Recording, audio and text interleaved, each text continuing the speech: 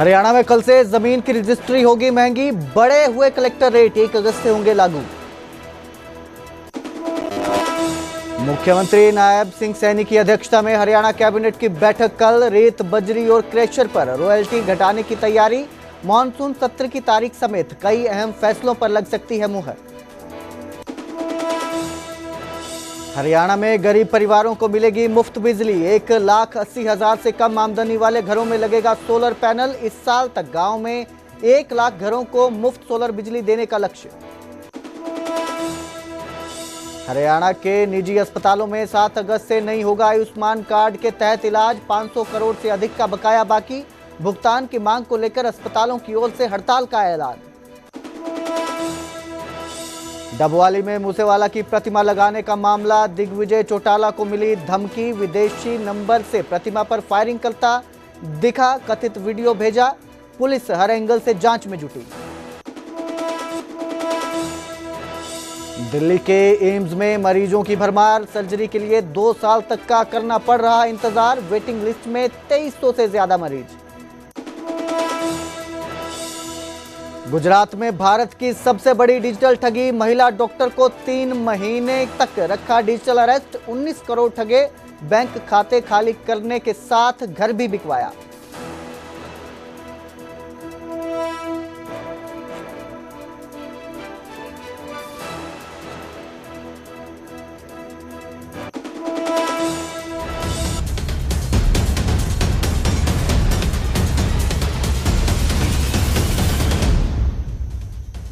नमस्कार, स्वागत है न्यूज 18 पंजाब हरियाणा में। मैं आपके साथ कुलदीप भारद्वाज।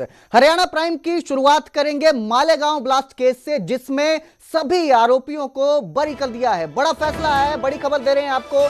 2008 में मालेगांव ब्लास्ट केस में सभी आरोपियों को बरी कर दिया गया है। एनआईए कोर्ट ने 7 आरोपियों को बरी किया है।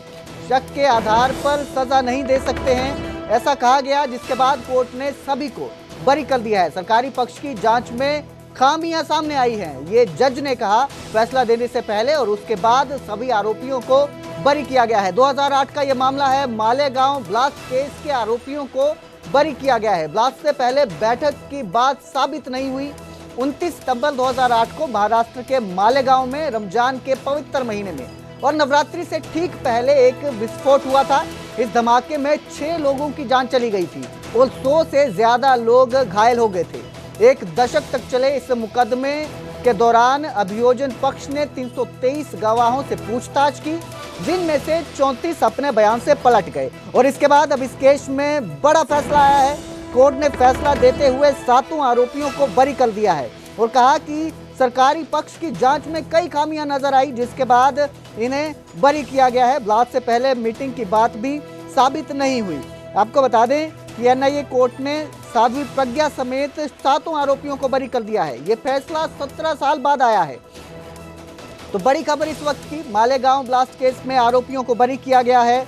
यह साबित नहीं हो सका कि जो बम था वो बनाया गया था। साजिश का कोई भी एंगल साबित नहीं हो सका।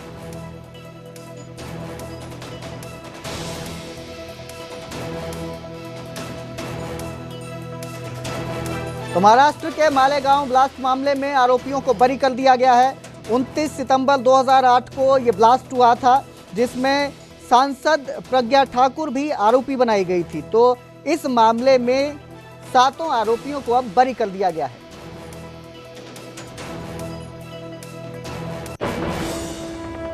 आगे बढ़ेंगे, बात करेंगे आयुष्मान कार्ड योजना की, जिस पर संकट के बादल मंडरा रहे हैं।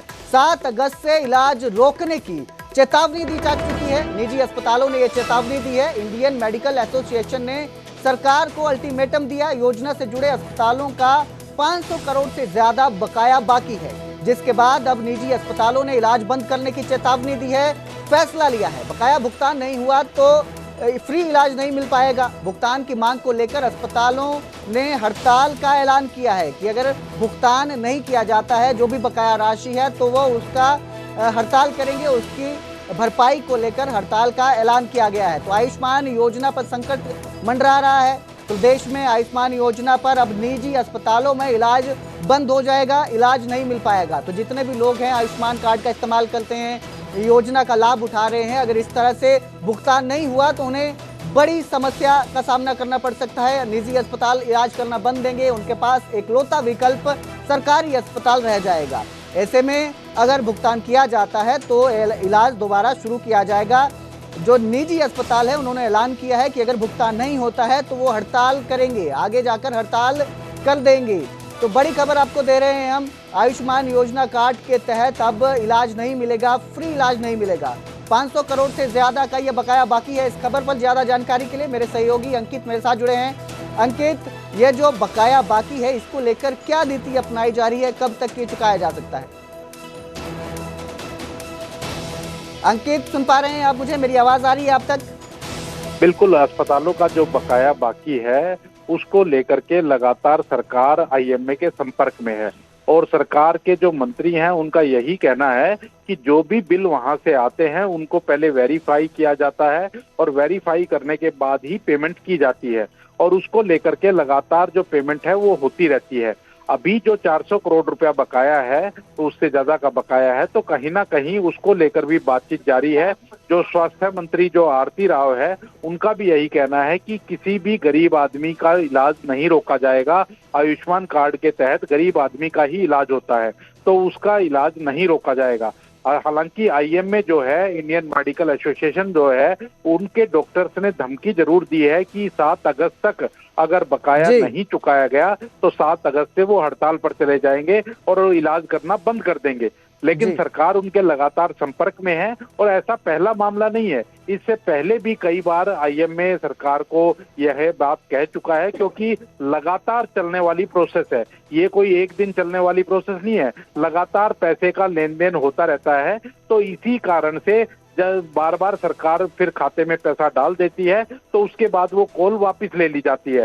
हालांकि अभी 7 तारीख की कॉल दी हुई है और सरकार और जो डॉक्टर्स के बीच में क्या सहमति बनती है वो अभी देखना होगा। लेकिन 7 तारीख की जो कॉल दी गई है उस पर क्या डॉक्टर अडिग रहते हैं या फिर सरकार के साथ सहमति बन जाती है, वही देखना है। जी बहुत बहुत शुक्रिया इस तमाम जानकारी के लिए अंकित। तो अब देखना है कि किस तरह से ये मामले में सहमति बनती है सरकार के साथ या आगे हड़ताल का सामना करना पड़ता है।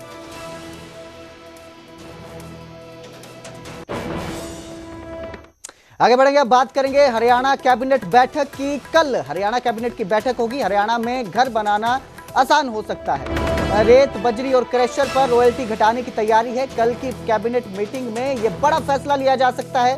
कलेक्टर रेट बढ़ने के साथ रॉयल्टी में भी राहत मिल सकती है। बीजेपी सरकार ने पहले रॉयल्टी दरें बढ़ाई थी। विधायकों और क्रैशर यूनियन की मांग पर विचार संभव है। रॉयल्टी कम होने से निर्माण लागत में गिरावट आ सकती है। तो कल हरियाणा कैबिनेट की बैठक होगी। इस बैठक में कई अहम मुद्दों पर मुहर लग सकती है, कई फैसले लिए जा सकते हैं। सीएम नायब सिंह सैनी की अध्यक्षता में जो है ये बैठक की जाएगी। इस खबर पर ज्यादा जानकारी के लिए मेरे सहयोगी अंकित दुदानी हमारे साथ जुड़े हैं। अंकित, कल हरियाणा कैबिनेट की बैठक है, इसमें किस तरह के फैसले लिए जा सकते हैं? जैसे रॉयल्टी दरें घटाने में भी विचार हो सकता है, क्या कुछ चर्चा संभव? बिल्कुल, हरियाणा कैबिनेट की कल महत्वपूर्ण बैठक होनी है और बैठक के अंदर जो मुख्य एजेंडा रहेगा वो मानसून सत्र की तारीखों पर मोहर लगेगी। तो कल जब बैठक होगी तो उसमें मानसून सत्र जो होना है, विधानसभा का मानसून सत्र होना है, तो उसकी तारीखों पर मोहर लगती हुई नजर आएगी और संभवतः 21 अगस्त से मानसून सत्र शुरू हो सकता है, ऐसी संभावना जताई जा रही है। फाइनल मोहर कल लग जाएगी। वहीं जो रोडी है, बजरी है, क्रैशर है, इनके ऊपर रॉयल्टी सरकार घटा सकती है, उसको लेकर भी कल कैबिनेट के अंदर फैसला हो सकता है। हालांकि इसी सरकार ने और नायब सरकार ने ही रॉयल्टी को बढ़ाया था, लेकिन अब एक बार फिर से एमएलए की मांग के ऊपर कहें या जो क्रैशर एसोसिएशन है उन्होंने भी मुख्यमंत्री से मुलाकात की थी और मुलाकात करने के बाद जो रॉयल्टी है उसको घटाने की बात कही थी, तो उस पर भी कैबिनेट कल फैसला ले सकती है। तो अगर कैबिनेट उस पर फैसला लेती है तो कहीं ना कहीं जो घर बनाना है वो आम आदमी के लिए सस्ता हो जाएगा। रोडी, बजरी, क्रैशर अगर सस्ते होते हैं तो आम आदमी को राहत जरूर मिलेगी, क्योंकि कल से वैसे जो सर्कल रेट हैं वो भी बढ़ने जा रहे हैं। हरियाणा सरकार ने फैसला लिया है कि सर्कल रेट बढ़ाए जाएंगे, तो एक तरफ जहां मार आम लोगों के ऊपर जरूर पड़ेगी, प्रॉपर्टी खरीदना चाहते हैं उनके ऊपर मार पड़ती हुई नजर आएगी, तो वहीं रॉयल्टी घटाने से आम आदमी जो है उसको राहत जरूर मिलती हुई नजर आएगी। तो ऐसे कई फैसले हैं जो कैबिनेट बैठक के अंदर लिए जा सकते हैं। कल बैठक होगी और मुख्यमंत्री नायब सैनी उस बैठक की अध्यक्षता करेंगे। जी बहुत बहुत शुक्रिया इस तमाम जानकारी के लिए अंकित। तो अगर आप भी घर बनाने की सोच रहे हैं तो कल आपके लिए फैसला लिया जा सकता है कैबिनेट की बैठक में, और जो रॉयल्टी दरें हैं उनमें कटौती की जा सकती है। तो उधर लाडवा के कई गांवों को सीएम सैनी ने सौगात दी है। सीएम सैनी ने कई गांवों में विकास कार्यों की घोषणाएं की हैं। 1 लाख गरीब परिवारों को मुफ्त सोलर पैनल और प्लॉट दिया जाएगा। बिजली बिल शून्य करने के लिए फ्री सोलर पैनल का इस्तेमाल किया जाएगा, इसका ऐलान किया है। सालाना 1,80,000 तक की आय वाले इसके पात्र होंगे। 2 किलोवाट के सोलर पैनल हर घर को फ्री मिलेंगे। 70,000 केंद्र और शेष राशि राज्य सरकार देगी। लाभार्थी परिवारों को एक भी रुपया खर्च नहीं करना होगा। तो लाडवा के कई गांवों को सीएम सैनी ने ये सौगात दी है, जहां पर ऐलान किया कि सोलर पैनल लगाया जाएगा। जितने भी गरीब परिवार हैं उन्हें सोलर पैनल मुहैया करवाया जाएगा ताकि उन्हें बिजली के बिल में थोड़ा जो है राहत मिल सके। सरकारी टीमें गांव-गांव जाकर योजना का लाभ दिलवाएंगी। अब तक 26,000 से ज्यादा परिवारों को इसका लाभ मिल चुका है। इस साल के अंत तक 1 लाख घर और बिजली आत्मनिर्भर बनेंगे। 1 लाख भूमिहीन परिवारों को 100 गज के प्लॉट भी दिए जाएंगे। प्लॉट के पक्के कागज भी सीधे सरकार ही देगी। प्रधानमंत्री आवास योजना के तहत उनका अपना घर वहां पे वो बना सकते हैं। फसलों के नुकसान पर 1,334 करोड़ का मुआवजा किसानों को देने की भी घोषणा की गई। गरीब किसान और मजदूरों के लिए सरकार कई तरह की योजनाएं चला रही है, इसका सीएम ने ऐलान किया और इसी के दौरान सीएम ने ये घोषणाएं की है।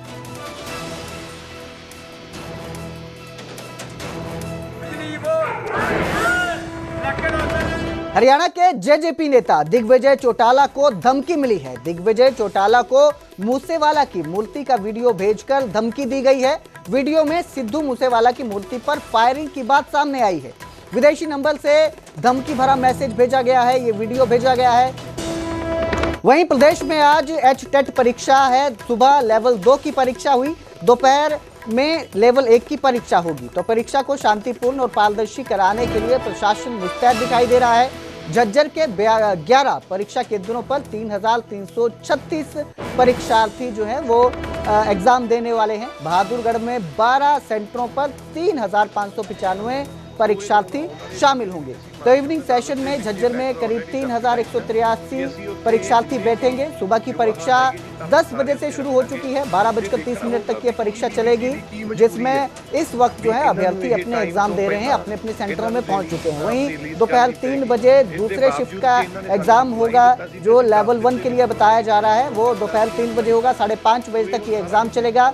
सभी परीक्षार्थियों से रिपोर्टिंग समय से पहले पहुंचने के निर्देश दिए गए हैं, ताकि जो भी जांच है, चेकिंग है, वो करके उन्हें परीक्षा केंद्र पर बिठाया जा सके। सुबह की पारी के लिए 7:50 से एंट्री शुरू हो गई थी, जिसके बाद बायोमेट्रिक जांच हुई और उसके बाद ही परीक्षार्थियों को सेंटर में एंट्री मिली। तो कल भी ये एग्जाम हुआ था, लेवल 3 के लिए कल एग्जाम हुआ था बीते कल, और आज फिर लेवल 2 और लेवल 1 के लिए एग्जाम चल रहा है।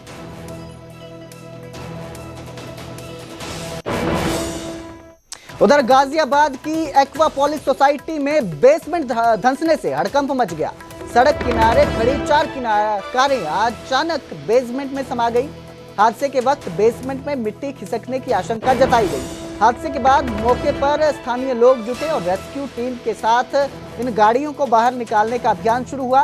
क्रेन और मशीनों की मदद से इन गाड़ियों को बाहर निकाला गया। सोसाइटी में नाले का पानी भरने से हालात बिगड़े, जिसके बाद ये बेसमेंट धंस गई, ऐसा बताया जा रहा है। नगर निगम और पुलिस की टीमें मौके पर राहत कार्य में जुटी हुई हैं। तो ये बेसमेंट धंसी, जिसके चलते 4 जो गाड़ियां हैं वो बेसमेंट धंसने से नाले में समा गई।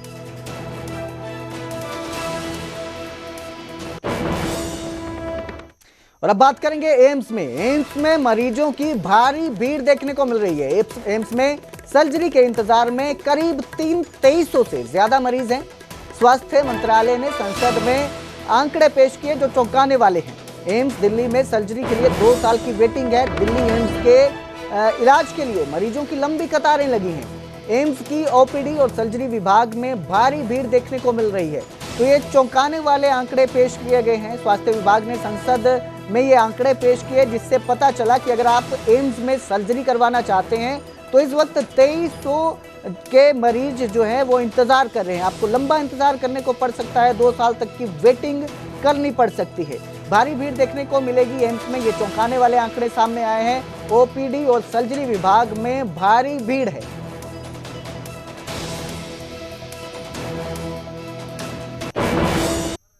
और अब बात करेंगे भारत के सबसे बड़े डिजिटल फ्रॉड की। ये वारदात गुजरात से सामने आई, जहां एक महिला डॉक्टर को 3 महीने तक डिजिटल अरेस्ट कर उससे ठगी की गई। साइबर ठगों ने सूरत की डॉक्टर से करीब 19 करोड़ की ठगी की है।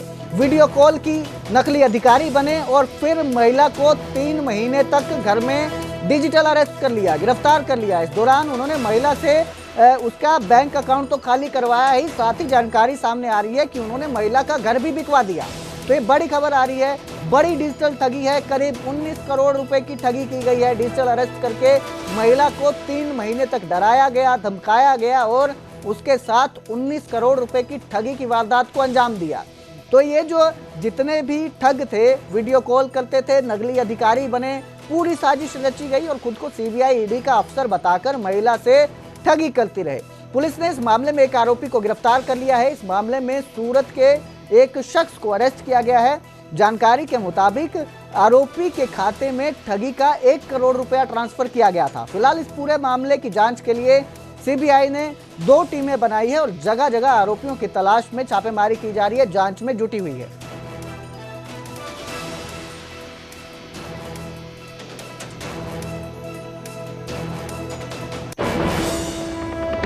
फ्रॉड के विक्टिम बने हैं, उनके साथ लगभग मार्च महीने में साइबर फ्रॉडस्टर्स के द्वारा एक कॉल किया गया, जिनमें बताया गया कि आपका जो मोबाइल नंबर है वो हमारी राडार में है, उसके ऊपर से कुछ गलत बातें फैलाई जा रही हैं। इस तरह से उनको धमकाया गया और फिर उसके बाद बोला गया कि आपको जल्दी अरेस्ट किया जाएगा।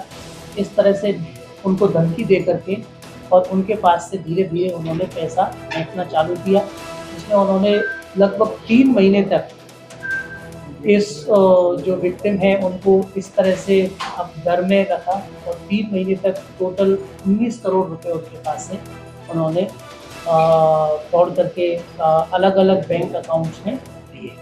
अच्छा सर, ये जो 19 करोड़ की बात है, ये किस खाते में डाले गए, किस तरह से उन लोगों ने मांगे? उनका मांगने का एक ही तरीका होता है कि आप अगर नहीं देंगे पैसे तो आपको अरेस्ट कर लिया जाएगा, आपके फैमिली मेम्बर्स को अरेस्ट कर लिया जाएगा। इस तरह की धमकियाँ वो लोग देते हैं और अलग अलग खातों में, ये 30 से ज़्यादा खातों में ये पैसे जाते हैं। फिलहाल इस बुलेटिन में इतना ही। मुझे दीजिए इजाजत। देखते रहिए न्यूज़ 18 पंजाब हरियाणा।